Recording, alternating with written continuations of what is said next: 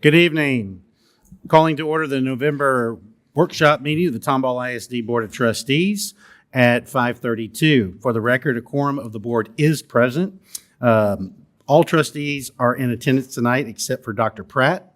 Mr. Scheel has resigned his position effective as of yesterday to pursue some his employment opportunities, but I do expect him to be here in a little bit, and at that time we'll have him come up and give us his final thoughts.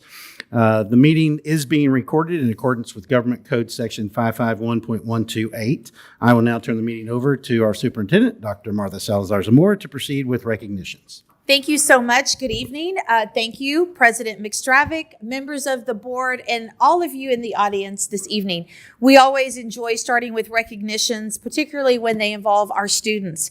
We do have two groups that we are recognizing tonight, and we will begin with the Tomball Memorial High School Girls Water Polo. If we could have Kevin Flanagan, our athletic director, please come up to make the introductions. Ladies, if you remember, if you come up to the front, face the board, and then afterwards you'll have a handshake with each of the board members and administration. Thank you, Dr. Zamora and President McStravick, board. Thank you for having us this evening. As always, very thankful for having us here this evening. I just want to brag on all of our sports real quick, and very fortunate. I enjoy this part of the season where we get to start recognizing our athletes and our coaches and all the hard work that they do. And but at this point, we've had cross country, which is an individual sport, obviously, had 2 state qualifiers that we will recognize in the future. And then we've had 3 team sports. And of those 3 team sports, where we have 9 different schools in each of those, we have advanced to the playoffs in, out of 10 opportunities, 9 of 10. So our teams and our 2 schools have been in the top 4 in 9 of the 10 opportunities that we've had to do that. So a lot of great success, very proud of them. And so to start that off, I'm going to have Coach Kaiser with girls water polo to come up. And as she comes up, I'm going to just brag on Coach Kaiser. Come on this way. First of all, absolutely. Coach Kaiser is the District Water Polo Coach of the Year. And so very proud of her accomplishments. Absolutely. And I'll probably steal some of the things she's going to say, but something I'm extremely proud of is in the water polo program, we have 34 athletes in the water polo program at Tomball Memorial. Of those 34 athletes, 100% passing rate and 100% AB honor roll, and probably a very high number on the A honor roll. I just don't have them do the numbers for the A honor roll, but extremely proud of their academic success as well as their athletic success. So, Coach Kaiser.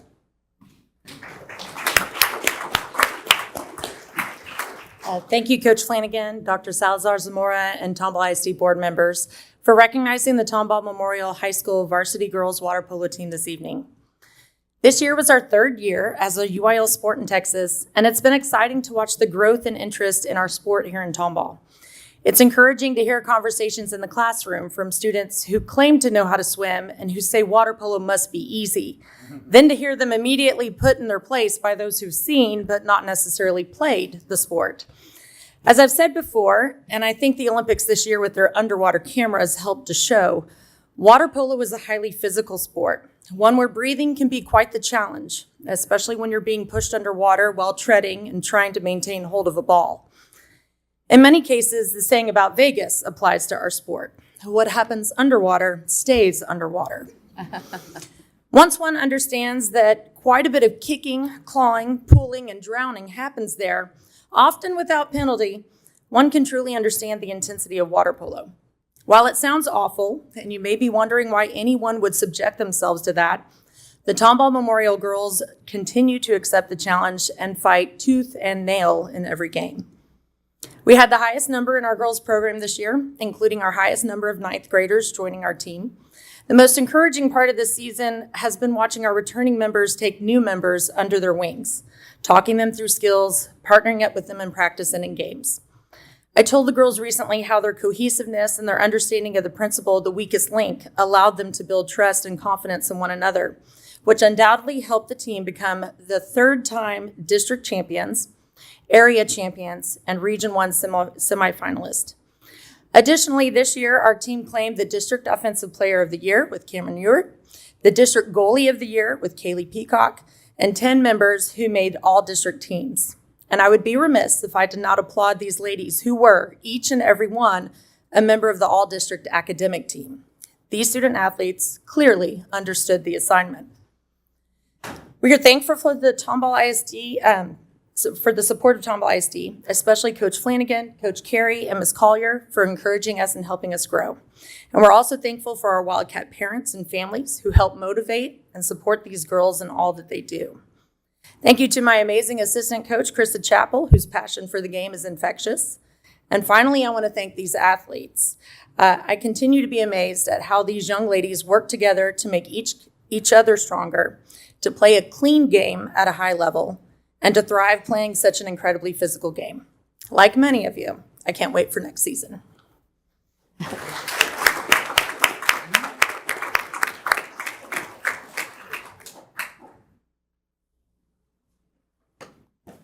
Well, I guess we're going to do it. Just go ahead.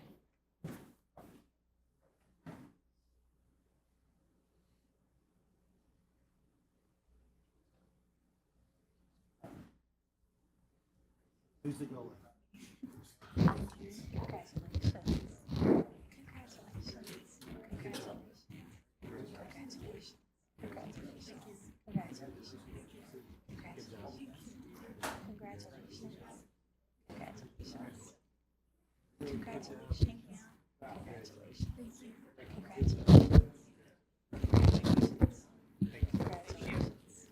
Thank you so much, Coach. Thank you.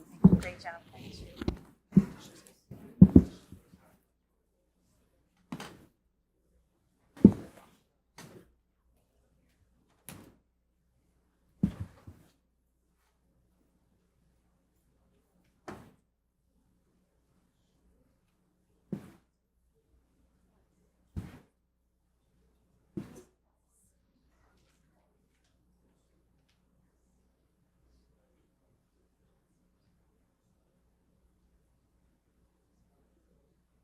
Parents, please come up if you'd like. You don't have to take a photo from your seat. I want you right up front. Get a good photo.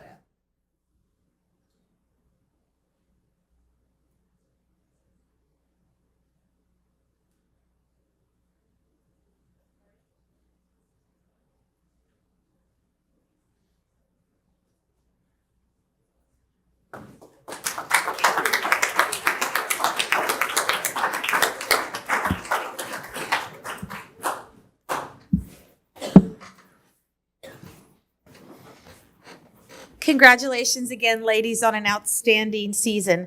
Next, we have, continued with Kevin Flanagan, our Tomball High School tennis. Thank you, Dr. Zamora. Just to reiterate again, every year that we've had the sport of water polo, these young ladies have won district and advanced beyond that. Very impressive. nice. So once again, give them one more Competitive. round of applause. I think they deserve it. Next, we'd like to recognize our team tennis from Tomball High School. So if Andrea Villasana can come on up. Oh, there you are in the back right there. And as she comes up, also District 15 6A Coach of the Year, Coach Villasana. So extremely proud of her. Honor. I will say this. I got here 8 years ago, and I think, Coach Villasana, you've been here 8? 7. That's right, the second year. And we hired Coach Villasana to help out as a tennis assistant, and she was young and learning, and sometimes you're still young, absolutely, absolutely. Good point. And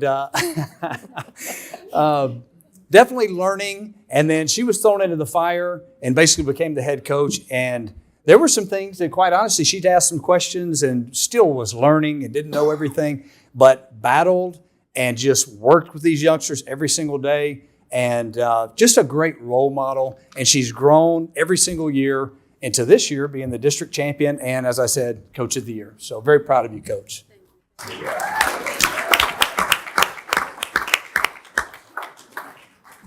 If I could have my both players stand and go in the middle, please. Thank you. Thank you, all of you.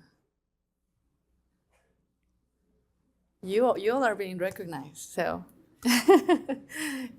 yeah, you can face over. Face this way. Yeah, Thank face that way. you. Thank you, Coach Flanagan, for your kind words. There we go. Okay. Good evening. I would like to start by thanking our district, led by Superintendent Dr. Salazar Zamora, and all our board members. Thank you all for all your support and everything you do for the district. It's very much appreciated. Thank you also to our athletic director, Kevin Flanagan, our campus coordinator, Dave Handel, our principal, Chris Scott, and all of our assistant principals for their continued support. I see Mr. Bierkan is here, so thank you for being here tonight, Mr. Bierkan. It's very appreciated. Thank you also to all. I really want to thank our awesome parents that are sitting over there, because without your help, we could not do this. Like, your help is very much appreciated. So thank you to all our parents that are here and support us throughout the season. So thank you to you, and I want to give you a round of applause. So today we recognize student athletes. Amazing student athletes. As the word says, students first, right? Most of these students are enrolled in advanced classes. And I am proud to say that in the first 9 weeks, we had a 100% passing rate and 86% AV honor roll. These student athletes are also involved in other extracurricular activities such as DECA, debate, Spanish Honor Society, and band. So it's really impressive to see how they manage everything. They manage their academic loads, extracurricular activities, and then tennis, right? So student athletes, that is the definition of that. Then, as it said, the second word, athletes. These athletes endured the hot Texas months on the courts. As we know, it was a very hot summer. We started back in August, and it was hot. It was very hot out there. And we had to deal with all those the wet bulb, and having to maybe adjust, But that's what we do. We adjust and we continue and we keep practicing. So I'm really, really proud of them, how they gave their all during those hot months on the courts, and it definitely paid off. This team tennis season was the most successful as a 6A school. We were undefeated district champs, by-district champs, and area champs. Our full record was 10-1. So, Wow.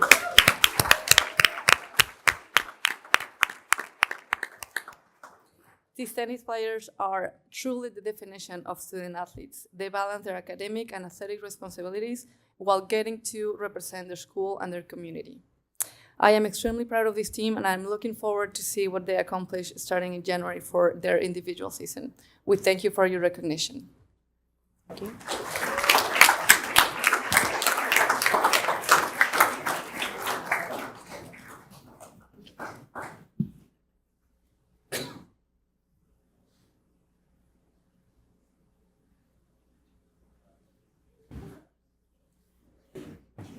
Congratulations. Congratulations. Congratulations. Congratulations. Congratulations. Congratulations. Congratulations. Congratulations. Congratulations. Congratulations. Congratulations. Congratulations. Congratulations. Congratulations. Congratulations. Thank you, Neha. Wonderful job.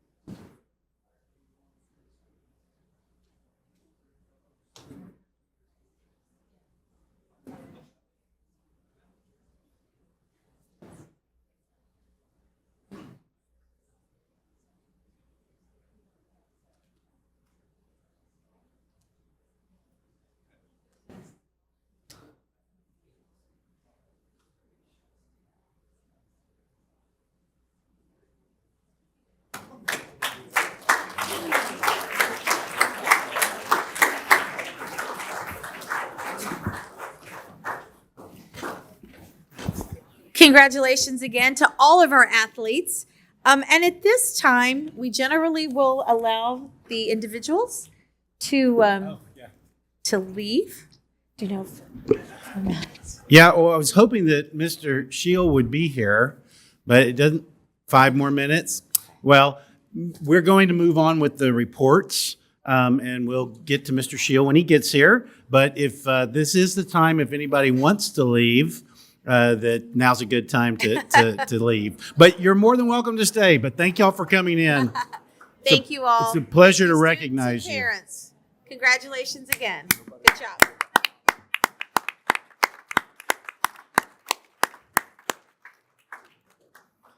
All right, Dr. Z. Well, I'd say once the room clears, you can start with the reports. Oh, wait.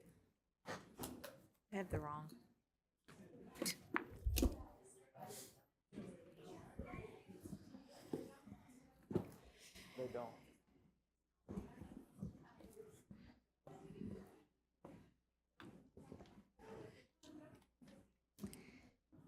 The fiscal responsibility of any school district is very, very important, and we're very fortunate tonight to have our report of the 23-24 annual financial report. Zach Bowles, our Chief Finance Officer, will give us the information in our report tonight. Mr. Bowles. They're going to miss the best part. No doubt. Well, good evening, President McStravick, Dr. Salazar Zamora, members of the board. In accordance with the Texas Education Code, Tomball ISD is required to undergo a financial audit every year, and that audit must be performed by an independent certified public accounting firm. And so at this time, the audit of our 2023-2024 financials, as well as the preparation of those financial statements, has been completed. And so here tonight to present the results of their audit, I have Mr. Greg Peterson, who's a partner with our independent auditors, Weaver and Tidwell. And so he'll come up in just a second to present the results of their audit. But before I turn it over to Greg, just want to briefly cover and highlight some of the operating results from fiscal year 24. So at your seat, you do have a hard copy of the audit report. So if you'd like to, you can turn to page 24 in that report. That's going to take you to Exhibit C2, which is the statement of revenues, expenditures, and changes in fund balances. And so this exhibit within the audit report really captures the financial activities for 3 of our major funds, and that's the general fund, the debt service fund, and the capital projects fund. But it also incorporates the activities from 26 other non-major funds, including your child nutrition, the campus activity funds, as well as a number of other local, state, and federal grants. It would take quite a while to go through all of those. So for the sake of time tonight, we'll keep our focus solely on the primary operating fund for the district, which is the general fund.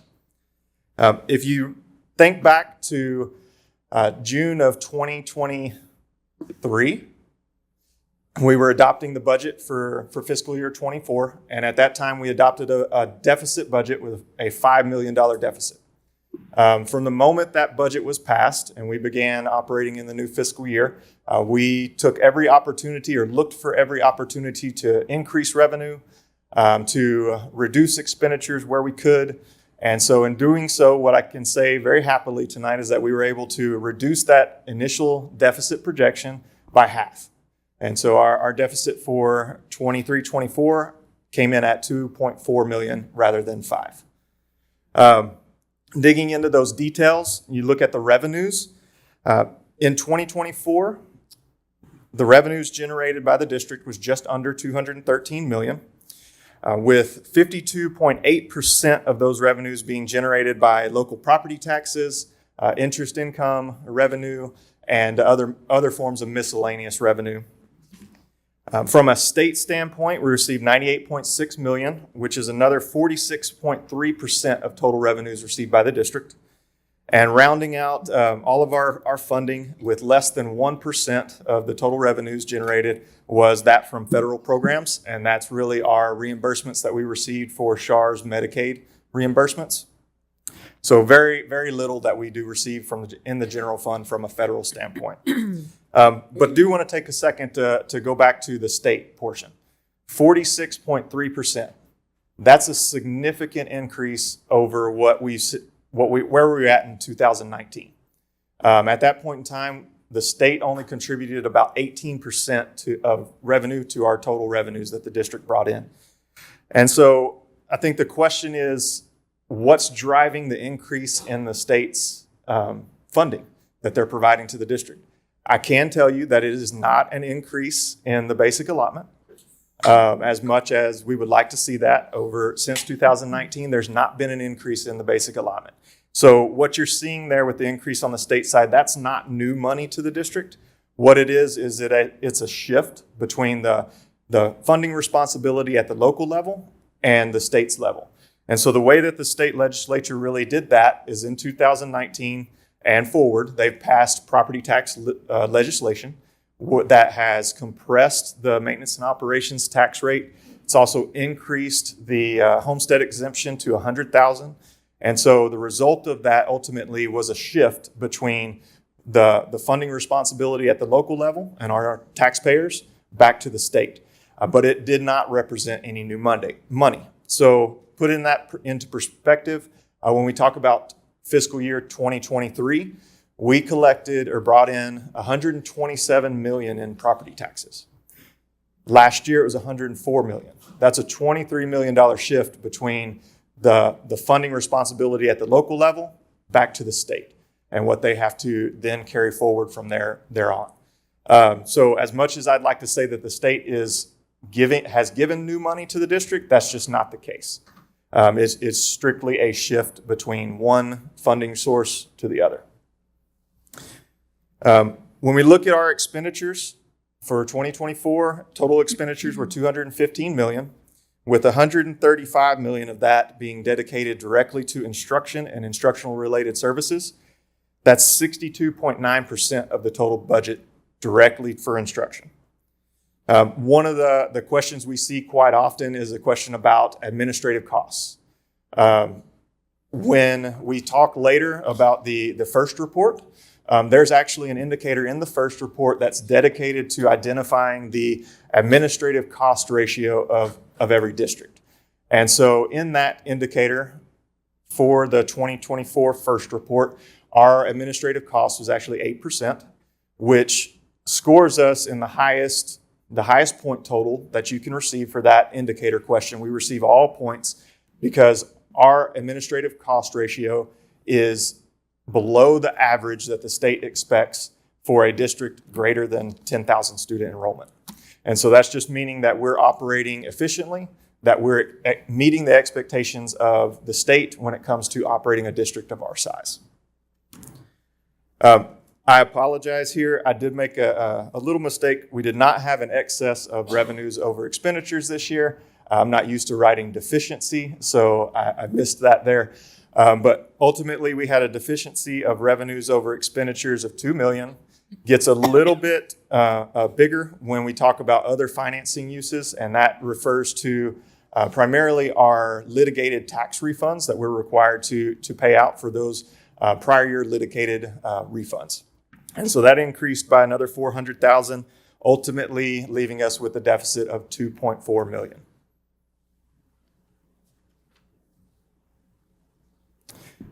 So looking at our functional categories, we typically present the budget this way as well as the audit.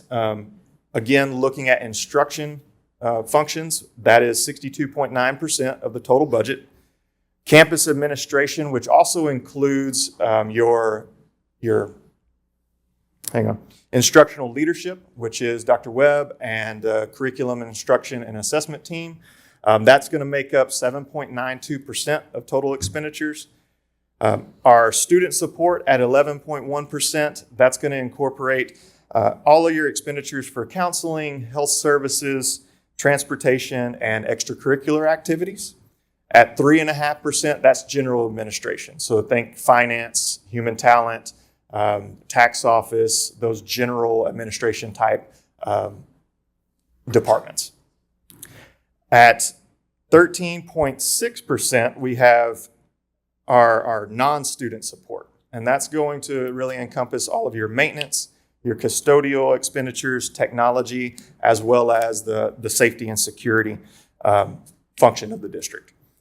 And then rounding out that with less than 1%, that's our other category, and that's going to represent your costs for Harris and Montgomery Central Appraisal Districts. When they're appraising property for the district we own, we have to pay a portion of what those costs are. And that's proportioned out among all the districts and entities within Harris and Montgomery counties. Digging a little bit deeper there on the general fund expenditures, we can really look at things from an object code standpoint. So essentially, the object code is going to tell you, what did you get in return for the expenditures that you incurred? High level, but generally you can get the idea here. 86% of the expenditures for 2024 were dedicated to payroll. That's going to incorporate all of your base salaries. That's substitute costs, that's extra duty pay that may have been earned, that's overtime, as well as the fringe benefits that we're required to pay. Think about the required district TRS contribution for all employees. And so that makes up 80% of the total, but 86% of the total budget. Our contracted services, such as our SROs, our insurances, our utilities, that's going to make up the next biggest group of expenditures at 8.17%. And then making up the remaining 6%, you're talking about supplies and materials, your other operating expenditures, which is primarily student and staff travel, debt service when it comes to, that's an accounting function primarily required by the Governmental Accounting Standards Board, where we have to report expenditures related to leases like our copiers, and then capital outlay, where we may have replaced some equipment over the course of the year. And so those other four items make up just 6% of the total budget. So just recapping that, we started the year with a $5 million budgeted deficit. We talked last month when we reviewed the annual investment report. We talked about how greatly the district benefited from interest rates remaining at almost 5% for the entire fiscal year. And so because of that, we really saw an influx of interest income that exceeded the initial budget projections. And so that helped us primarily get us to that $2.4 million as far as our final deficit when we talk about that decrease to the fund balances. Taking into account the reduction in fund balances for the deficit, our assigned and unassigned fund balances are still at 31.4%, which is in compliance and above the board's policy that requires a 25% minimum to be withheld in reserves to cover 25% of the current year's budget. So the 24-25 budget, we at this point, as of June 30th, had 31.4% of that. One thing to keep in mind, as of June 30th, we did have $36 million that was committed for construction in our fund balances. We've since released some of that, but in January, we're going to come back to the board with a full fund balance report at that time that it really details all of those different types of fund balances, the committed, the restricted, the assigned and unassigned. Before I turn it over to Greg, any questions for me on the financial operations? I have just a few questions. Thank you, Zach, very much. When you talk about the shift of funding and that, was it like $21 million difference? Is that the number?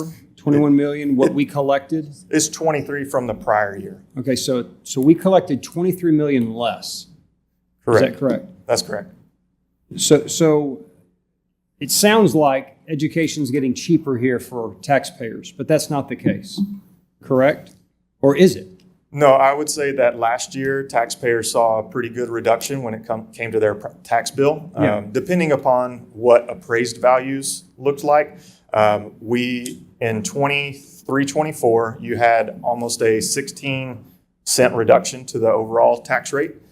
Plus, they got the benefit of the increase to the $100,000 homestead exemption if they qualified. And with those two things, I think when we calculated out, an average taxpayer saw about a $1,200 reduction in their tax bill depending upon what may have happened with their appraised values. So that's a big positive for anybody that's got kids in our district. Their education hasn't diminished. They're getting even greater value for the dollars they're paying in on a tax basis. Where is the state getting all their money to pay us more to do what we're doing?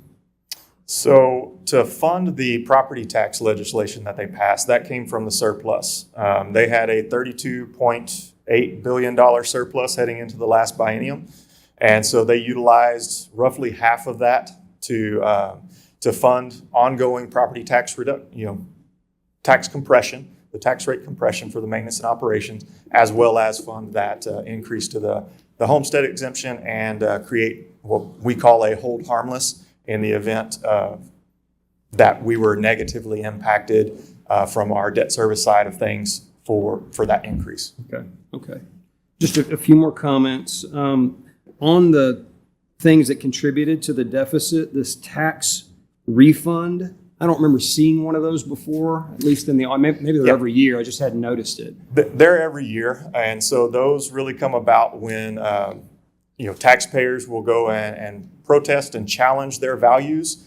But what we report there are strictly tied to prior year litigated refunds. So these are payments that have already been made to the district, and they're coming back and they're challenging their values in court. And the court system is going to come back and say, yes, we agree that it should have been a lesser value.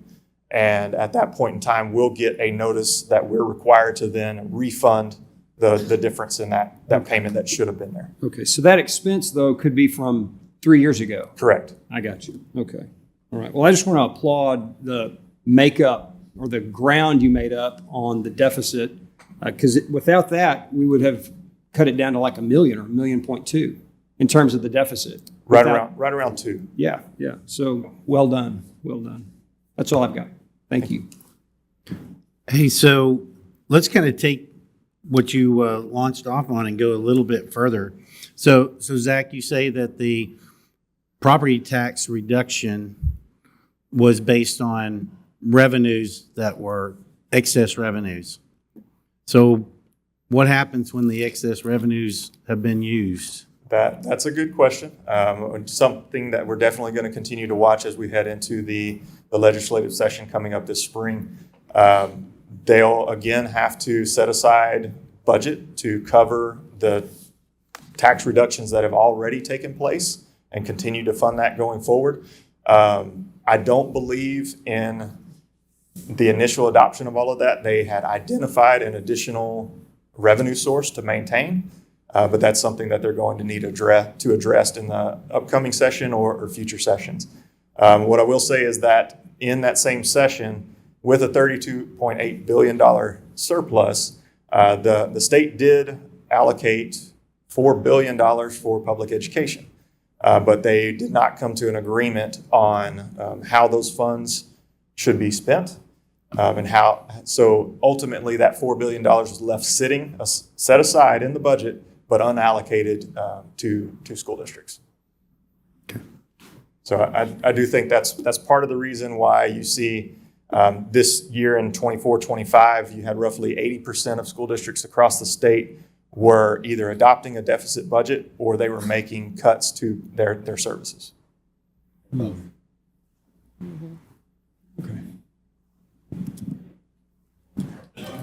Okay, I'm going to bring up Greg and let him go through his. There we go. Thank you, Zach. Well, I plan on keeping this party rolling. We're just talking about good information here. Dr. Zamora, members of the board, it's my pleasure to come speak to you tonight about the results of our audit. So the whole purpose of an audit is for us to come in and render an opinion on the financial statement to give some validity to the balances that are presented. The opinion that we're rendering on these financial statements is an unmodified opinion. So that's the highest level of assurance that you can receive in an audit. We conducted our audit in accordance with government auditing standards. And as part of that audit, we do more than just look at your numbers.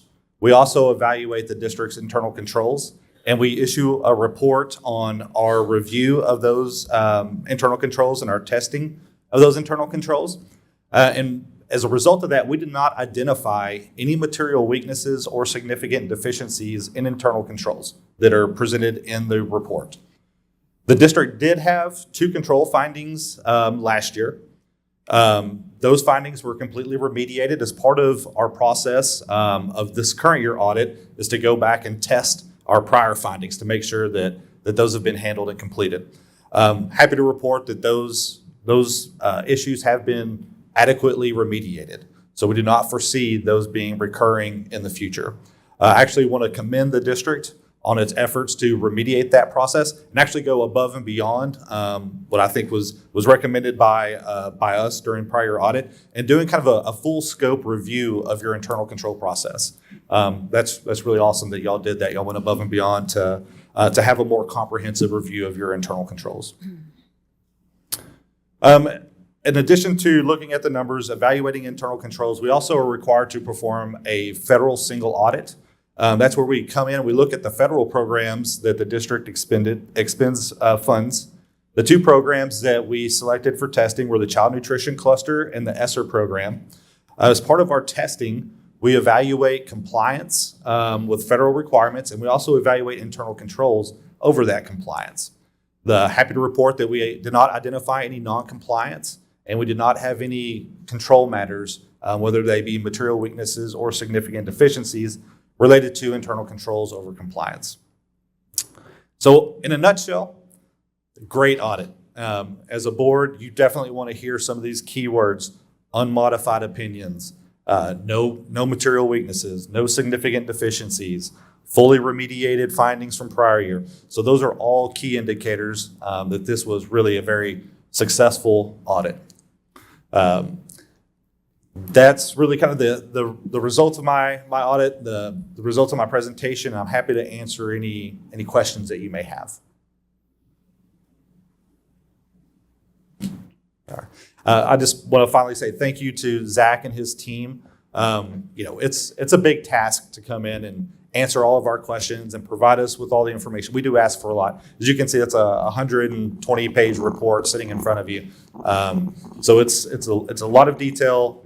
They timely provide us with their information, but they also do their daily tasks as well. So Zach, thank you to your team for helping us be successful in our audit, and congratulations on the results. So thank you. Thank you so much. So real quick, Martha, on behalf of the audit committee, which was originally made up of Mr. Scheel and Mr. McLeod, and then substituted in at the last minute by Mr. Lewandowski. Appreciate Zach and Greg. Appreciate y'all's time. We spent time with Zach about a month ago, 2 weeks ago, and then followed up again today. So appreciate that, and appreciate the results of the audit. So thank you. Thank you so much. We'll continue with the next report, which is the first public hearing. Again, our CFO, Zach Bowles. All right, as they walk out, I'll say a quick thank you to our Director of Finance, Becky Felder. She and her team really work hand in hand with Weaver as they work through the audit, and so they pull all of that documentation and the data together for them. All right. Well, President McStravick, Dr. Salazar Zamora, members of the board, as required by Texas Education Code, Tomball ISD must hold a public hearing to discuss the results of the 2024 first report, which is the Financial Integrity Rating System of Texas. We did publish a notice in the newspaper informing the public of this meeting, as well as we've made the first report available on our website for the public to view as well. The 2024 first report is actually an analysis of the audited financial statements that were done in 2022, 2023. So we're roughly 2 years behind at this point when we're talking about the first report for 2024. The focus of the first report is on evaluating the financial condition of the district. And in total, there are 21 indicator questions that we receive a assigned score. Prior to tonight's meeting, again, we did make available an in-depth first report that discusses all of the findings for each indicator question, and we presented that to the board, as well as, again, making that report available on our website, along with all the required contents of that report, and so it's available for the public to view. For the 2024 first report, we did receive we did pass for the review of the 22-23 financials, receiving a superior achievement rating from TEA.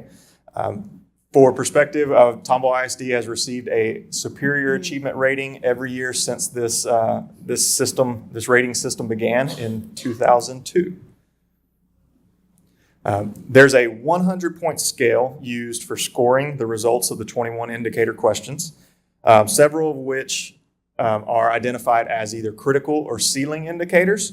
That means that if you were to fail one of those indicators, then you're going to be capped at potentially a 79, score of 79, a score of 89, or potentially fail altogether, no matter how well you do on all of the other indicators. And so happy to say that we passed all critical and ceiling indicators, and we received a score of 98 out of 100 points. Since the inception of the rating system, we've received either a score of 98 or a score of 100 in every year, only missing points due to one specific indicator. And that indicator is question number 12. That indicator question looks at the correlation between future debt requirements and the district's assessed property values. As a fast growth district, we've continued to lose points on this question, primarily because we are continually having to issue debt to construct facilities to keep up with the enrollment growth in the district. One of the flaws of this indicator question is that the calculation assumes that the tax base never grows again. It takes a snapshot in time and says that tax base is never going to continue to grow. And so the assessment is done as a snapshot rather than in actuality, we continue to experience growth in the tax base that's necessary and allowing for the district to continue to support the debt that we have for building these facilities. So we do expect to continue to be a fast growth district for some time. And so as such, and as we continue to build facilities, issue debt, that we would continue to lose points on this indicator. We lost 2 points, and so that is what resulted in the score of 98 this year. Makes sense. That's the extent. That, again, that report is made available on the website for the public to review. But as a public hearing, I'm open to any questions that taxpayers may have on the first report, any questions that taxpayers, parents, the district would like to ask. All right. Okay. Any questions from the board? So, Zach, just reiterate for me again, how many years have we had superior achievement? Since 2002, so 22. 22 years? Every year since it's been in place, right? That's correct. Okay, excellent job to you and prior CFOs. Number two, so the assumption with respect to that one indicator, number 12, Yes. where we have lost 2 points. So the property value in Tomball ISD, roughly, what's the property value in Tomball ISD done in the past 10 years? Past 10 years, it's definitely grown rapidly. And you can tell the same because of the enrollment growth. They sort of go hand in hand. But over the last several years, that the tax base has grown quite a bit, even with the reduced M&O tax rate, Right. and the reductions for that come with increasing the homestead exemption. We're still seeing growth in the tax base because there's more build out occurring throughout the district. So the assumption that the tax base would stay the same for indicator 12 is not a good assumption, right? For a fast growth district, I would agree Okay. with that, yes. Yeah, for Tomball. Yeah. Okay. Okay. Thank you Okay. so much. All Appreciate right, it hang very on, much. I got a little bit more. Oh, sorry about that.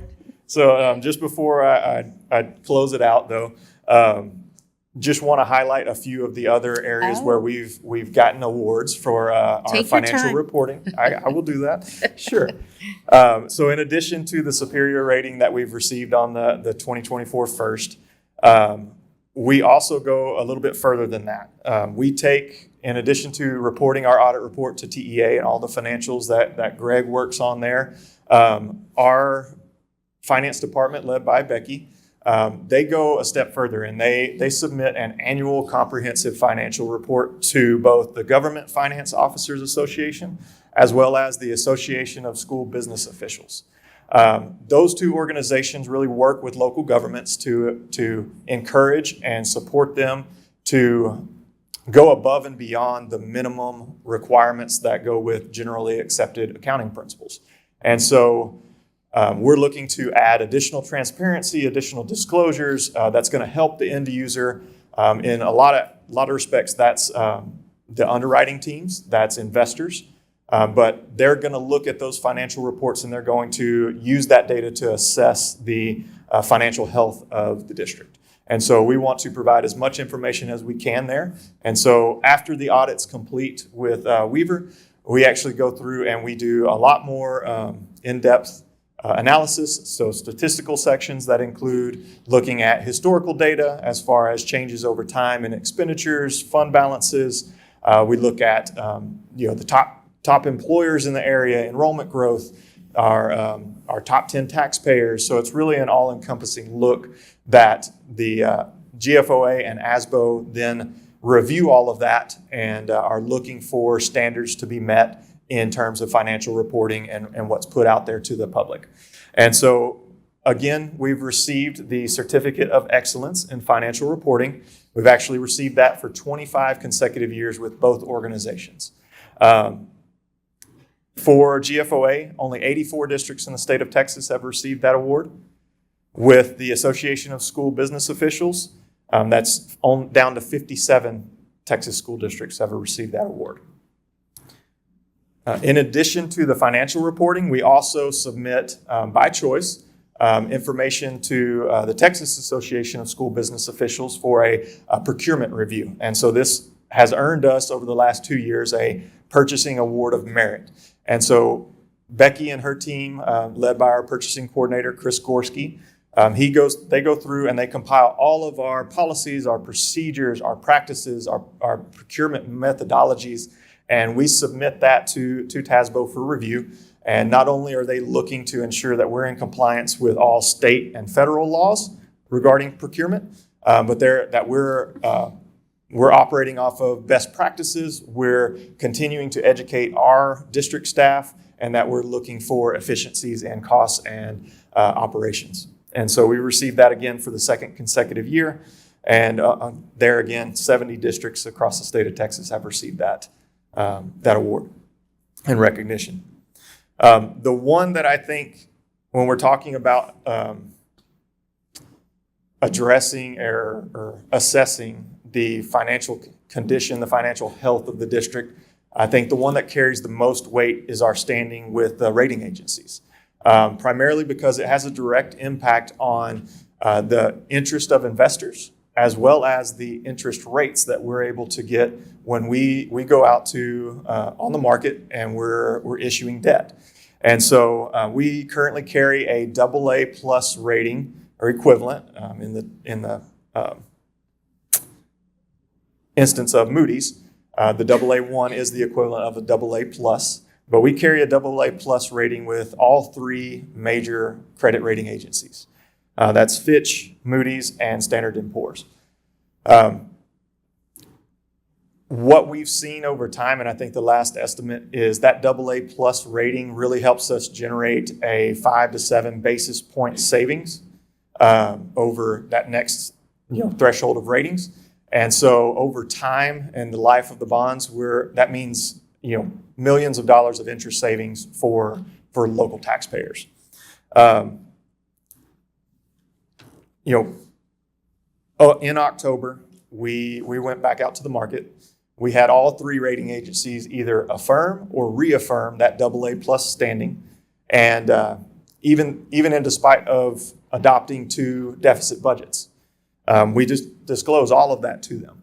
But one of the comments out of Standard & Poor's, they credited strong financial management, comprehensive budgeting practices, and exceptional financial oversight, resulting in historically positive budgetary performance and healthy reserves as one of the primary factors in our rating. So you can see from the numbers on the screen, there's very few districts that are earning a AA+ rating with any of the 3 rating agencies. But the number that's not on the screen is that we're one of only 5 districts in the state of Texas that carry a AA+ or higher rating with all 3 rating agencies. So I'll stop there.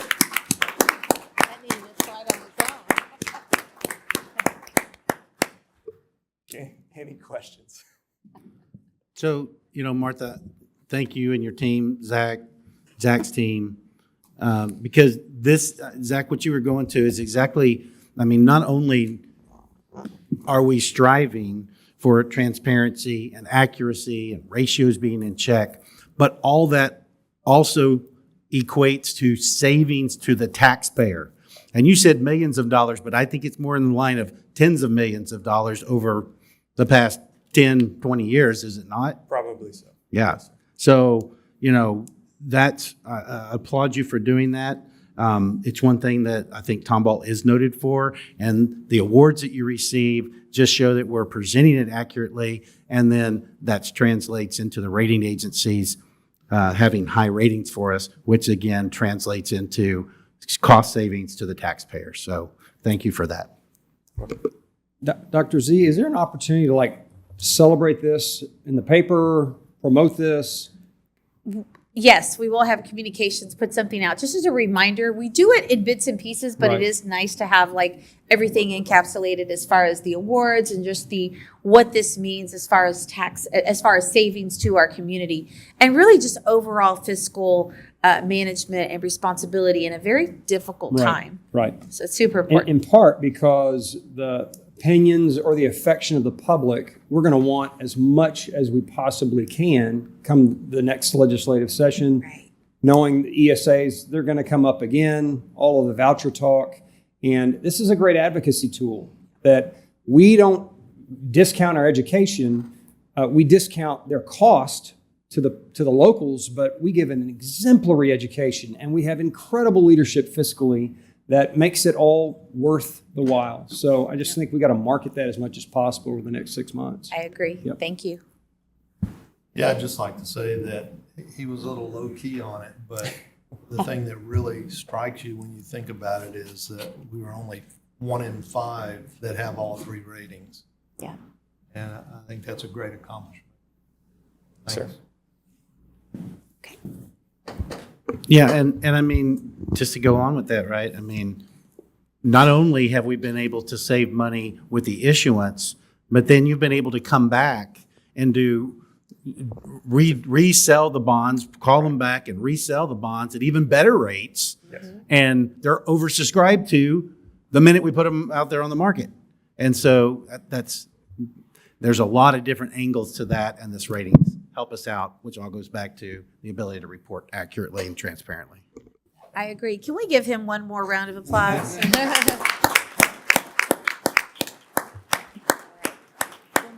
Thank you so much. One more. one more. But the process to get those ratings from all those agencies, it's not an easy, they're just not handing that stuff out. So No. what kind of, The process. So on top of the audited financials that they review, they're also, we do, prior to going to the market, we actually go out and we have phone calls with the rating agencies. They have a list of sometimes 40, 50 questions that they want answered in terms of, enrollment projections, growth of the tax base, the financial outlook, all the things that we practice. And so we go through a process of providing those responses to them, all the different types of data and documentation to support it. And so they go through an extensive review there and then come back with their ratings. Yeah. thanks, Zach. Thank you so much. Appreciate it very much. The final report we have this evening is the 25-26 high school and junior high school course catalogs. Dr. Michael Webb, our Chief Academic Officer, will lead this report. President Mistravik, Dr. Zamora, members of the board and cabinet, I'm pleased to bring to you this evening our course proposals for the school year 25-26. This process begins with input from classroom teachers, campus principals, instructional leaders, and content directors. Dr. Mindy Munoz then leads a series of meetings through the Secondary Advisory Committee to review and to consider all of the proposals that are brought forth. I can tell you that every proposal for a new course for this next school year is at the high school level, and it is in the area of CTE. Carla Sandoval is doing great work in continuing to innovate our CTE programs. You'll see that there is a further customization of courses to further engage. Now we have over 80% of our high school students are enrolled today in at least one CTE course. The courses that are then approved by the Secondary Advisory Committee then go to Cabinet. Cabinet looks at the feasibility of each course, the availability of teachers, and then the final package of courses are then presented to you this evening. We'd like to begin with our Energy Career Cluster. If you remember, 3 years ago, all of our courses in this program of study, which is electrical technology, were taught at the senior level. Last year and now this year, we are proposing courses to bring down to the sophomore level to further define this program of study. Foundations of Energy will now be is proposed as a level 2 course, offering 1 high school credit. This course would be offered at Memorial and at Tomball High School, and the content is focused on the fundamentals of Texas energy and career opportunities within this area. The certificate that students are working for within this program of study is a higher level than a typical IBC. This is a work-based certificate, a level 1, that would help them be very competitive as they enter into the job market. The second course, the second new course for next year also is in the same cluster of our energy cluster. This is Electrical Technology 2. This works on commercial wiring and also helps kids to work for the level 1 certificate, again, a college-based certificate to help them enter into the workforce. This is a dual credit course in collaboration with Lone Star College, offering 3 college credits and then 2 high school credits. This course would be taught at Lone Star Creekside with the other courses at the level 4, at level 4. This next course is a innovative idea, again, brought to the Secondary Advisory Committee. This would be our first collaboration with Tarleton State. This is a dual enrollment course within the Agriculture, Food, and Natural Resources Career Cluster. Advanced Animal Sciences would offer students a course plus a lab, which would give them 4 university credits, 1 high school credit upon completion within the program study of veterinary medicine. This is a dual enrollment course, so students would be co-seated. There would be students that would be pursuing the college credits and students that are not pursuing the college credits in the same course. Those that are electing for the college credit would work to secure additional hours of completing activities towards the college credit. Students that are working through this, what I would like to say is the raising of the rigor of this course to a dual credit course would allow students to move beyond the level 1 veterinary assistant certificate, which requires now 500 hours of hands-on experience with animals. This would help to promote students to getting 1,000 hours of hands-on experience with animals and giving them the ability to earn a level 2 certificate. Right now in this class, we have students in through work-based opportunities placed at North Point Animal Hospital, Magnolia Veterinary Hospital, and Texas Litter Control. This next course, also within the same career cluster, is a partnership also with Tarleton State. It again is the second opportunity for students to earn a dual credit course within this program of study of plant and floral science. This is a level 3 course, would offer students 3 university credits while also earning 1 high school credit. Content of this course would be to introduction to horticultural careers, large-scale careers that you might see at Pioneer Seeds or at Del Monte, understanding of plant classification and vegetable crop management. This next course would be in the program of study Business Management. Business Law would also be a dual credit course offering 3 college credits at Lone Star College plus 1 high school credit. This typically is for students that are looking to enter into a university directly after high school. And regardless of which school of business they would enter at a university, upon successful completion of this course, they would take with them 3 college credits as a freshman. Cybersecurity is the final 2 courses that we would like to offer this evening. We've been working over the last few years to further define and separate the cybersecurity program of study from computer sciences. So computer science is heavy on math and coding, whereas cybersecurity is heavy on networking, switches, and routers. So these 2 courses further define the program of study of cybersecurity to help further engage students. This first one is Internetworking Technologies, which is a level 3 course offering 1 high school credit. And the second is a capstone course. These are for seniors at level 4 that would also, upon completion of this course, would become a completer in the cybersecurity program of study. The content within internetworking technologies, again, is the concepts of understanding the network and the movement of data through the internet systems. And again, the capstone would allow students to study cybersecurity issues that are related to law, ethics, and operations.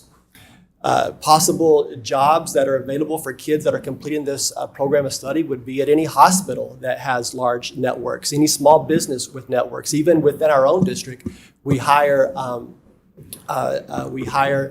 personnel in the area of cybersecurity. Again, this would allow students to continue their progress towards the IBCs of Comp TIA Security Plus and Comp TIA Network Plus. Are there any questions for the 7 new courses for the 25-26 school year? My only question is there any cost associated with all this new coursework? Any cost? No, there's no cost with the 2 courses, the dual credit courses in the animal science area. There would be additional training, but the stipends to provide the dual credit would come directly from Tarleton State, not the district. So again, I would just like to thank you and your team for working on the CTE portion. We've made some great strides. Yes. I know that we have just blossomed in the partnerships. I hear Tarleton State now. We're going to be doing dual credit with them. I commend y'all on continuing to look at partnerships. I know we have some additional workplace partnerships as well. So keep up the good work there.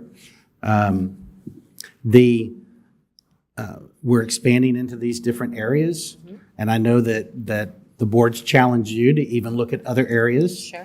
To expand into, and I think we all look forward to seeing your roadmap where we're going in the future with that. Future goals. But seeing these different areas that were discussed and talked about 3-4 years ago, maybe even 5 years ago, seeing them come to fruition and having the course of study is amazing. And anyone that hasn't seen the CTE catalog, I know there's a hard copy version of it, but there's also the online version, and that is absolutely amazing. It goes through and explains the different pathways, the courses available under the pathway, the job opportunity, the certifications you can receive, the job opportunities that are out there, and then even the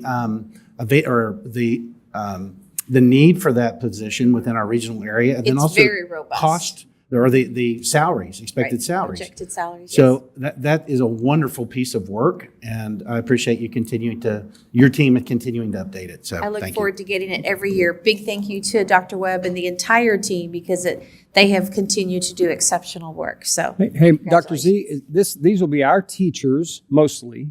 yes, Yes, dual learning credit. all kinds of new material themselves and teaching it for the first time, I'm guessing. Some of it's new, some of it's just advanced from what they've already been doing. But yes, some of it could be But then partnership with new universities. correct. So Fantastic. very exciting. Thank you. Thank you. Good job. Okay, moving on to, I will turn the meeting over to our president because we have a special guest for a comment. Yes. So now that we're through with the reports, before we get on to the review of the business agenda, Mr. Shield, if we held off on you or for you as long as we could, buddy, but you come on up. You can take your seat here. We, as I explained earlier, Matt had submitted his resignation as a trustee, effective as of yesterday, close of business, and so, but now he is back for us to be able to give him a going away, and for him to give us a going away as well. So, Matt, it's all yours, buddy. Thank you very much. Yeah, sorry about that. I did have to resign. I got a new job today, started today at 8 o'clock with Montgomery Central Appraisal District, which I quit 4 years ago to stay on the board. So now I'm kind of getting off the board, going back to Montgomery County. A lot of people don't know, I took a $10,000 pay reduction to stay on the board because this is how much this board means to me right here and working for Tomball. So, but thank you for everybody who supported me, voted for me. Lots of people voted for in our election 4 years ago. I don't know, 30,000 people. I know a lot of people, but I don't know that many people. So thank you for all that. Wife, campaign manager, writing stuff for me. Now I have Grammarly, so that has really cut her out of the writing business. So I can say, hey, I can do this now. I have AI, which is, I know you're a little scared of that, but it's okay. But so a lot of things going on. Hopefully I left some for my kids and my cousins to look back on. Hey, Uncle Matt did a board. My grandpa's on the thing. So hopefully I left some type of where they can say, hey, the old man did it, I can do it too. Or serving Tomball in some way. We're all getting a little bit, everything's getting a little squished down. The realtors are always wanting me to sell something, but, I always tell them, they got to back up the Brinks truck to my house. And so far they haven't done that. And so, we're going to be here for a little bit longer, until that, people, mom asked me, well, what happens if you sell? I said, I'm going to be a riverboat captain in New Orleans. That's, that's where I'm going to be at. So, but, just thank you for everybody, teachers, staff, all y'all being here. I tell everybody, people ask me, what's being on board like? I said, it's like a little family. We might disagree, cuss at each other just a little bit. But at the end of the day, we come up with the plans and we all settle for what's best for Tomball. And so that's what I hope everybody's going to do. Keep that tradition going to where what's best for Tomball, what's best for kids, what's best for parents, and not an agenda that we had. Hopefully 8 years ago, I didn't have an agenda. Now I had my little thing. CTE was big. So Carla, hopefully I helped you out a little bit on that one a little bit. Sports, not totally, keep the sports going, make sure it's safe, make sure we have trainers at junior high games because we saw boys growing through a lot of concussions at junior high games, a lot of neck things, and we didn't have a trainer. So it's like, Dr. Z, why can't we have at least somebody over there instead of having a coach look over and say, hey, what's wrong with you? So I think we've done a lot of things here to make it better.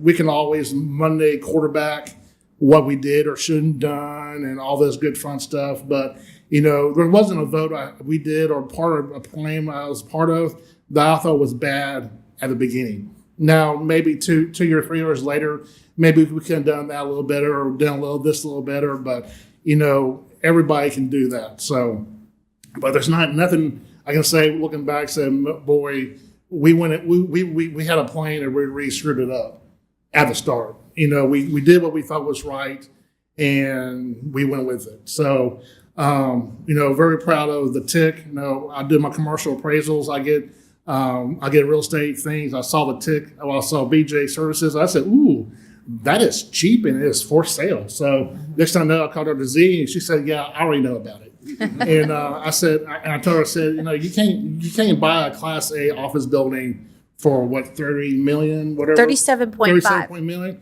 You can't buy the office building and land for that much. I said, we don't buy it, that's going to be real dumb on us. And I'm glad we did it. Football stadium, all that fun stuff. I know people complain about that, but that's going to be there. If it's like Decker Prairie Elementary, where I started off in second grade, that thing's going to be there for like 60 years, 70 years. We're going to have some more seats probably in another few years probably but you do that calculation on a per year, per day basis, it gets pretty cheap. So, I'm not, all the good fun stuff, all the buildings we're building, I think it's pretty cool. I'm glad I'm part of it. My wife has already asked me, well, what are you going to miss about not being on board? Or what are you going to miss or not miss? And I said, well, I'm going to miss just this stuff right here. Being with the board, being with learning stuff from cabinet and from everybody out there. A lot of times people say, Matt is always quiet at board meetings. Well, if you really know me, I don't like to talk. And if 5 people have said the same thing I'm going to say, I'm going to go ditto. Yeah, so there's no real sense to keep it going and keep us there longer than really need be. I'm probably talking way too much for myself already, but a lot of times, if it's already been said, I'm good with it. I have no counter to it. I think a lot of them have figured out that if Matt talks, it's probably a little bit important. So we might have to listen to Matt every once in a while. Just being at convocation, cool stuff. But really, it's about the graduation. Yeah, I know we have 2.5 graduations. I know the owls are small, but I kind of half of a graduation. But that's fun stuff. That's seeing 12 years of work that kids did. Yeah, they're happy. We're congratulating them and say, hey, 12 years, you did a great job. You just getting started now. So, but just to have those kids every year through there. And if you had kids like me, I'm just happy they got there. Where we had to do, whatever papers we might have to help them on, writing or doing, we've gotten through it. And now they're being productive citizens, and we're seeing that every year. So that's probably the best feeling, just to see that, and then opening new buildings. That's all the fun stuff. Some of the stuff I probably am not going to miss is there's only really 2 things I'm really not going to miss, and one thing is I always get bothered by, I've heard, if you know me, this is the devil right here, this phone and media, social media, and we get on there on these rain days or freeze days, and I know Dr. Z is up at 4 a.m. talking to everybody in Region 4. Close school, keep school, whatever the deal may be. Luckily, she has never made any of us I know of to be up at 4 a.m. So we're all sleeping. But she'll tell us real early, say, hey, this is what we're doing. Are we perfect on every occasion? No. But we listen to a weatherman. We listen to other officials, people who are a lot smarter than us in weather. The only thing I know about weather is what the Old Farmer's Almanac says. So, but if we close school and by 12 noon it's bright shiny day, we're stupid for closing the school. I don't know where people don't think say when I was in school, I drove through a river twice uphill. It was snowing, and then if we don't close the school, all we want is that money from the state. So to me, we're trying to do our best. And if we're parents or anybody out there said, we don't care about your kid, that really bothers me. Martha and Dr. Z, everybody out there, we're here for your kids. Your kids are our business. And so we got to keep business good. And so what we got to do to keep those kids safe? And remember, this is a regional problem, not just a Tomball problem. Yeah, your business might be going to work that day, But kids in South Fair, and we've got teachers in South Fair and Klein and wherever else, they're it's one of those deals. So it's something behind the scenes you'll never see unless you're in that seat. And I don't want to be there. I've done tell Dr. Z. I mean, that'd be a seat I never want to take, even though I'm going to school for it. I could do it. I'm not going to. I got kids in my class who want to be superintendents. I say, well, why? Why you want to do that for? Do you love it that much? Well, kind of. No, there's no kind of like. You gotta love it. Yeah. To be persecuted over dumb stuff, half truths. The money's good, but you're on call 24 hours a day. You might as well be a neurosurgeon, instead of being a superintendent. So, that's one thing really. And then, the other thing, what kind of got me out of the trustee business is the elections are kind of, they're getting weaponized. We're up here, we're just 7 people, nonpartisan. And the thing I don't know, y'all know, is that we don't talk politics while we're up here or while we're here or anywhere else. We don't, we might talk about Dan Patrick or Governor Abbott, but after that, we don't talk politics at all. Which is, maybe people don't know that. Maybe they think all we do is talk about, I'm a Republican or I'm a Democrat and blah, blah, blah, blah. If you want to be anything, you probably need to be a libertarian if you want to be anything. So politics are not here, at least on this board right now. When we had to appoint two board members, we never asked them, well, what do you identify as? Are you a Republican, Democrat? What are you? We didn't ask that question because it's not our business, and I don't care. I was one of the 7 best people in Tomball ISD to serve as trustees, do what's best for everybody, not for one group or one portion of the school district.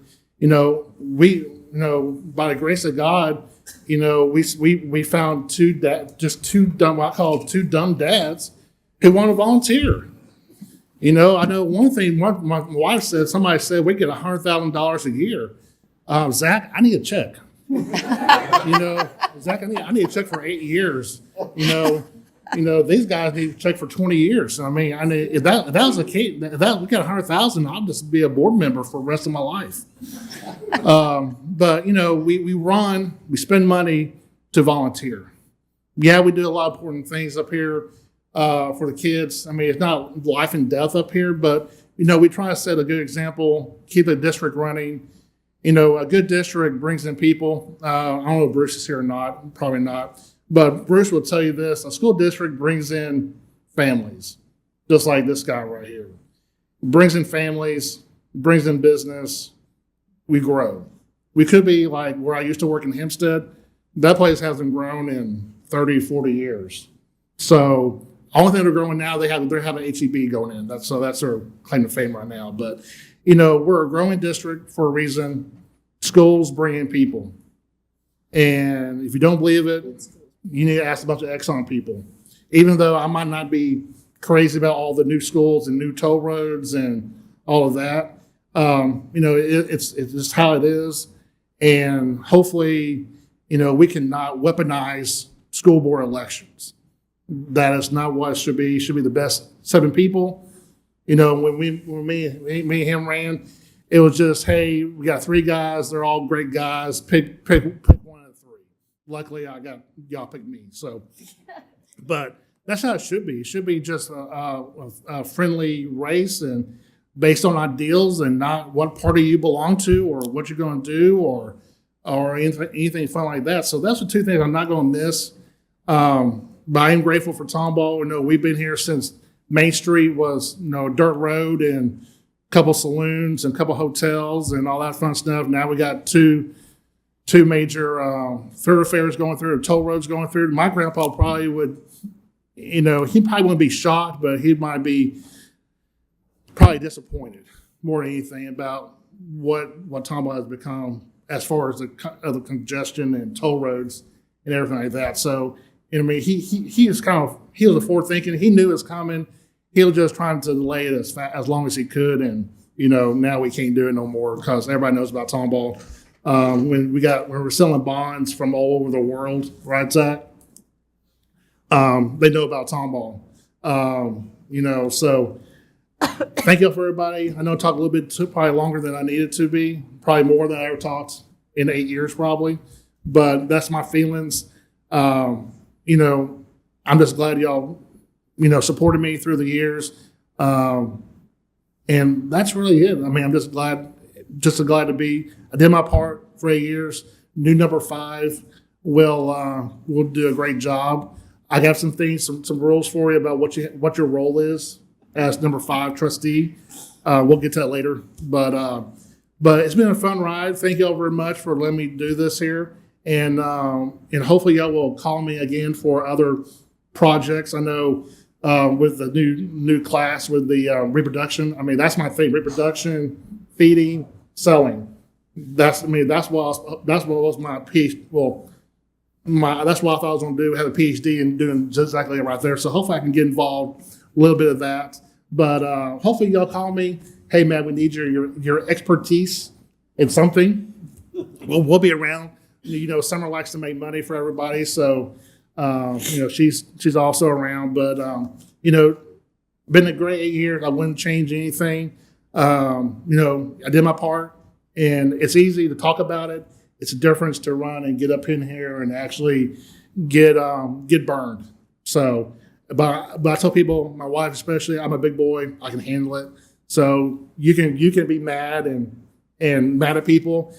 I kind of learned a lot of stuff. It's like, you know what? There's a lot of keyboard warriors, but once you get them in front of you, they don't say nothing. So that kind of taught me a lot of things. Hey, Matt, just don't worry about it. If they're not going to come to your house and tell you something, why are you going to worry about it? So that's what I learned, and I have really taken it down to being offended, because this job has taught me, hey, you gotta be tough, and you can't take it, you might as well get out. So I'm not getting out because I'm too scared. Just did my 8 years, and it's time to move on to bigger and better things. So hopefully a couple more years I'll have another degree, and they'll tell me what I'm going to do. Today they asked me, what happens when you get your degree? I said, well, that's entirely up to you. If you treat me right, I'm going to stay. If you treat me bad, I'm out. So it all kinds of depends on you. So, but I did have a present for this guy right here.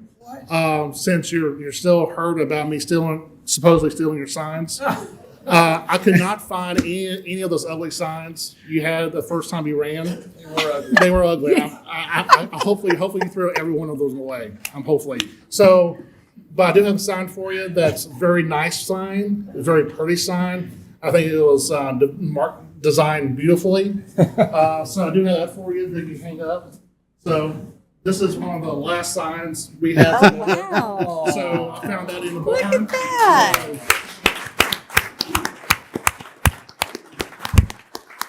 So I don't know how fast to put it, but I'm not sure how you're gonna hang it, but that's not my problem. Hey, Matt, tell us how you really feel tonight. No problem. But so I am done. Here's my badge, so everybody can officially see I am out of here. And but you know what? But I told him. Hold on. Hey, you got about 1 minute before we get to say something about you.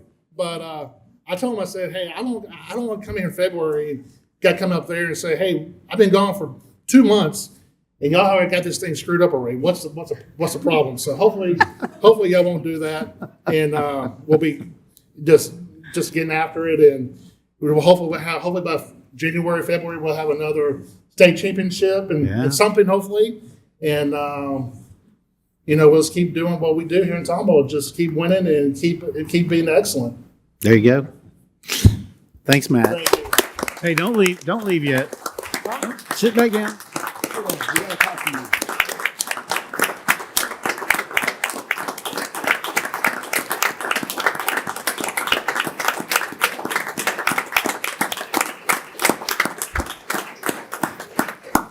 So I'm sure each of us would just like to say just a little bit, again, just a little bit. But I want to say just a couple of things. I appreciate your pragmatism. I appreciate your historical view of the district. And one thing that you helped me articulate, because I guess I thought about it, but I never really articulated it, was the way you talk about we need to look at things generationally. So I appreciate all that. I appreciate working with you, but those three things are something that I will continue. You've left with me. So you're worried about what you left everywhere else? Well, that's what you've left with me. So thanks, Matt. Anybody else?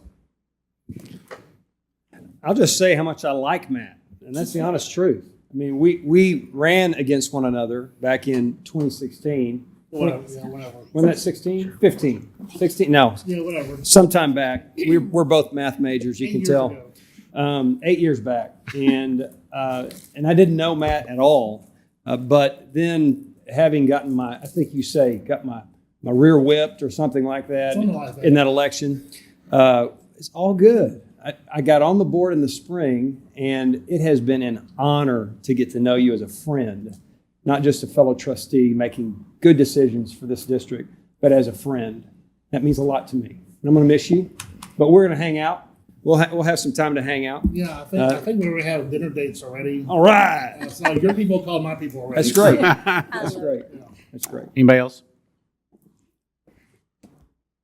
Matt, I'd just like to tell Matt that I really enjoyed you being on the board. You brought a lot to the table. You a voice of reason when it came to being up here till 1:30, 2 o'clock in the morning. And I appreciate that. in August. And the biggest thing that I want to talk about is your love for the district and your love for the students, and that they always get the best that they can get. And you can't ask for more than that. So good luck and enjoy where you're going. Thank you. Matt, you mentioned that being a superintendent is not easy, and today it's probably one of the most challenging positions in education by far. I appreciate you making comment about that. I remember meeting you in leadership, Tomball, and even then you always had great questions, but a love for this community, not just the district, but the entire community that goes back generationally. I serve on a board with your mother, and it's a pleasure to serve on the hospital board with her. And I see a lot of you in her as I've gotten to know her. Yeah, I'm sorry about that. So, Matt. A lot of people don't know this, but I'm probably one of the few people that has never subscribed to Facebook. I don't have a Facebook. I don't read Facebook, so that might be entertaining for people to know that. But every now and then you'll tell me, yeah, there's something on Facebook. So I appreciate that occasionally. I have never had a one-on-one meeting with a board member out in a cow pasture. The invitation was strategic, I believe. While we were out, I was getting a lesson on cows as I was trying to present my one-on-one information. And your lovely wife, Summer, had my husband in the home, and she was asking a lot of questions about us as a family. And I love that because we certainly became closer because Summer knows all the family secrets now after that. The love that your family has for our district is incredible. And so, Summer, you have worked for the district as well on bonds and supporting your husband when these board members work late. It's not a job they get paid for, right? I always say staff does, but you don't. And so I appreciate that. All the spouses that support our board members. It's been a pleasure to know your sons, and I will very much miss you as a voice of reason and levity at board meetings. Thank you for your service, for your heart, and for your love of Tomball. thank you. It's been fun serving with Matt for the last 2 years on the board that we've served in all the schools for a really long time, Summer and I especially, and lots of great memories. And I know that you'll be here continuing to serve even if it's not in the role as a trustee. All right. I guess I'll go next. Since you used up all the time, I have to be very quick, I guess, right? But that's okay. I'll say I'll really miss spending time with you. You talked about kind of how the board is a family. I will miss spending that time with you. Really enjoyed getting to know you over the last number of years. Thank you, Summer, for sharing Matt with us a couple times a month. I'll appreciate your being short on time always and trying to keep us on task and make sure that we're being productive and rather just spending time talking about things that are probably not as important. But what I'll say is I've always appreciated your heart. You know, that's one thing I recognized about you is your heart is as big as Texas, really. And you can feel that when you speak. You have a lot of passion when you speak about certain things. And the one thing that I'll share with you that I've heard over the last number of years is after people get to know you, and this is people in the community, you are not what they expect, right? So I guess there's some kind of perception of you when people see you, but when they get to know you, you are a very nice man that is very intelligent and has a lot of passion for kids. And people feel that after they speak with you. So I think you've done a very good job of representing yourself to the community, and that is well known. So I just appreciate you and look forward to being your friend in the future as we go on. Right, Thank you. All right, Go. no, I'm done. All right. Well, Matt, thank you very much, and glad you were able to come in today, even though we had to move meetings a little bit, but glad you're able to come in today. And you're still my neighbor in the prairie, so, and we'll meet each other at the donut shop, right? Okay. Thanks, Matt.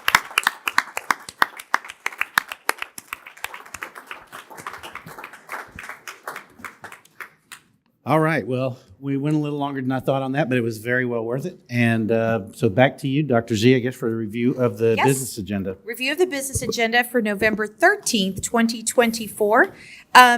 If we look, I'd like to have a conversation about tomorrow evening. Items A through D are prior meeting minutes. Moving on to item E is to approve two trips. One is for FFA, National Home Site Contest, and the next is for the national competition for Texas Association of Future Educators. Excited about that. Of course, the next two items are budget amendments, check register. And then we'd like to see the acceptance of a donation of lobby and teacher lounge furniture and decorations for Tomball Intermediate School from Lori's Home Furnishings, valued at $20,000. So congratulations to TIS, Dr. Marciando, job well done. I can't wait to see what Lori's does for your school if approved by this board. The next one is to accept a donation in the amount of $6,050.50 from Tomball High School Athletic Booster Club for Tomball High School Athletics. And then J, of course, is the item that you see for human talent each and every meeting. That will complete the consent agenda items. I'd like to have a conversation with you about a few items A through H on our considered agenda for tomorrow evening. The first two are around SLPs, speech language pathologists, and because we've had, they're really extensions of previously approved contracts. But again, we still have some challenges with SLP vacancies. And so the first one is an addendum to Pinwheel Therapy LLC for a contract amount not to exceed $51,750. But that would then be for the spring semester of 24-25 school year for a total amount of $102,937.50 using local funds. Item B is similar. It's just a different company addendum for Beyond Therapy Educational Solutions for the amount not to exceed $54,157. Same example, total cost of $108,937 again, so that our students that need speech language therapy are able to have that to meet all of their IDEA, IEP goals. Dr. Z, is that something that you expect going forward where we'll use contract services, or is this something where we'll try to staff? So that's a great question. Our special education numbers continue to rise. Speech language pathology is very diverse. So you have everything from a child who may be having trouble with early language, problems with morphology, phonology, articulation, stutters. There's a plethora of items on when it comes to students needing SLP assistance. And so there's a shortage in the state and in our area, actually in the nation. And so it is concerning. You might not know my history, but I started off as an SLP, needing a child, having an SLP for so many years. But it is something that we're not able to, the universities aren't producing them fast enough. And so therefore, I would hope that we don't, but I think that we will. So regardless of whether they're contract SLPs or individuals that we contract that work for a company, we will make sure that our students' needs are met. So I hope that we can have our own, but I'm not sure that we can do that given the shortage that there is currently. And it's been kind of ongoing. We're just seeing it continue.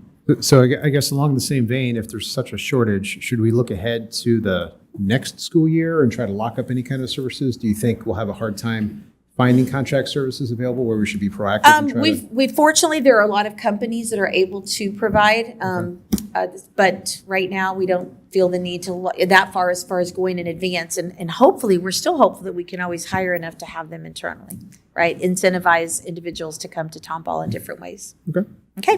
The next item is, as you heard tonight, and I'm glad that you were as excited as we are, for the 25-26 high school and junior high course catalog for your approval, as well as the annual financial report for fiscal year ending June 30th, 2024. Hey, Martha, just going back for a minute on item C. So just for clarity, we have changes at the high school course catalog, but there are no changes Yes. for junior high course Thank catalog. you for that. You noted that there were none that were reported, and that's because we did not have any. That doesn't happen very often, but this year it did. And they're pretty minimal at the high school as well, but they're exciting ones. Yes, for sure. So very, very happy about that. Item E is to approve the total budget of the TISD Agricultural Center located at the Tomball Innovation Center to be increased by $200,000 for the total budget listed of $9,200,000 using bonds 2021 funds. Of course, this is just the increase of $200,000, and that's the completion of the work that we had discussed, but we knew we couldn't get the floors finished prior to the show, so we put it off. And here we are now getting that. I've already selected all of the tile work. I think you'll be very pleased with the completed flooring that will be there from upon entrance and then throughout entrance, and then our, what are we calling that room? Silent auction. Silent auction room. That's what we've been calling it. So happy about that, being able to complete that project. And Martha, that also includes that additional drainage there in the front, right? Yes. Okay. Yes. Item F is to approve the easement. Dr. Z, sorry, can you go back? So that's the agricultural center, but we're Yes. using it for other things, right? Can you give an example of some other uses? Yes, for that? so it is, I mean, we're true to our roots in Tomball, and we're excited to have this beautiful ag show area. However, it now doubles as a robotics arena, and we have how many national competitions scheduled already? Dr. Webb? We have 2 that are scheduled right now for the spring semester.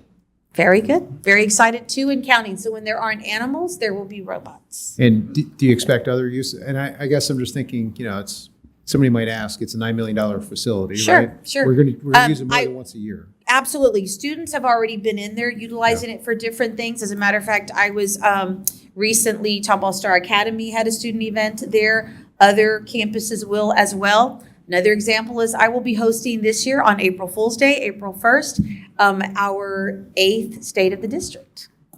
So district community type events as we move forward. I can see that happening. So great question. Okay. All right. Next is our president's favorite, easements. Approve the easement to the city of Tomball for the construction of sidewalks at the Tomball ISD Staff Development Center and EEA. Early Excellence Academy. I'd like to thank the city of Tomball for allowing us an extension of time. We also wanted to get this campus started, and if you recall, we were a little bit behind. I know Dr. Pettis is in the back of the room. I saw her very graciously and patiently waited for about 2 weeks until we could get everybody in there, but the sidewalks were not completed. So now, as our promise to the city, which is part of the requirement that all new facilities must have sidewalks as planned by the city planners, paid for by, in this case, the district, because we're the owners of the individuals that made that added this facility. And so this was a completed project that we have to see through. We are very happy to approve the nomination of Trustee Salem as a candidate for TASB Board of Directors for Region 4, Position C, which she is seeking, and hopefully the entire board will support that so that we can get that strong nomination in there tomorrow night. And then finally, approve the new Tomball ISD attendance boundaries for the intermediate and junior high school zones effective for the 25-26 school year, and endorse the high school zones for 26-27 school year as recommended by administration. And we'll have much more discussion about that tomorrow as well. That completes the meeting for tomorrow evening. I can turn the meeting back over to the president. Okay, thank you very much. There are no public comments on agenda items or non-agenda, on agenda items this evening. So at this time, the board is going to go into closed session.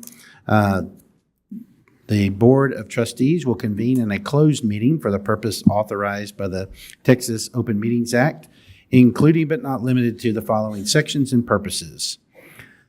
Texas Government Code 551.071, consultation with board attorney regarding all matters as authorized by law. Texas Government Code 551.072, deliberation regarding purchase, exchange, lease, or value of real property. Texas Government Code 551.074, deliberation regarding appointment, employment, evaluation, reassignment, duties, discipline, or dismissal of a public officer or employee. And Texas Government Code 551.076, deliberation regarding security personnel or devices. No voting will take place in the closed session. Any action the board wishes to take as a result of discussion in closed session will take place after the board reconvenes in open session. It is John. now. What? Is there a space for board members to make any other comments before we go into closed session? Since everyone will be gone by the time we come back.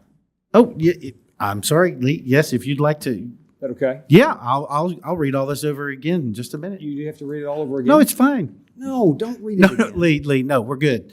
Would you like to make some comments Well, today? we typically do at the end of these meetings.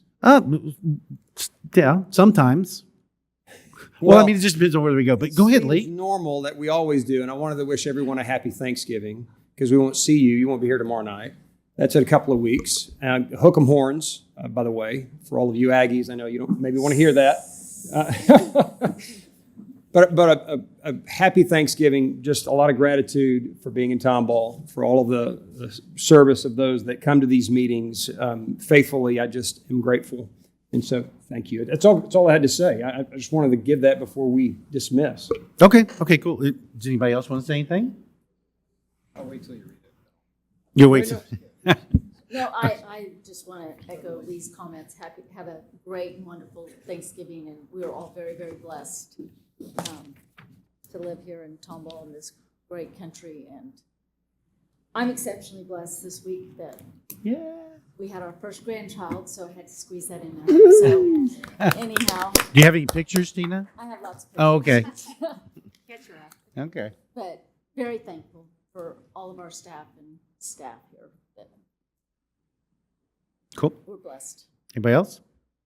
Okay, well, if everybody else can say something, then the different Veterans Day events that we had around the district were so cool. Tina and I actually chose to go to the same ones on yesterday and today, but we were at the junior highs, two of the junior highs, and it was really cool. They did such a good job. Yeah, it was really, really fun to see how the kid, and each one was a little bit unique, but it was really good. All right. So we are going to go into closed session. I've read what we're going to do about the different government codes. I've also said there will be no voting in the closed session, and any action the board wishes to take as a result of the discussion in closed session will take place after the board reconvenes in open session. So right now it is 7:16, and the board will, at this time, we will recess and into closed session.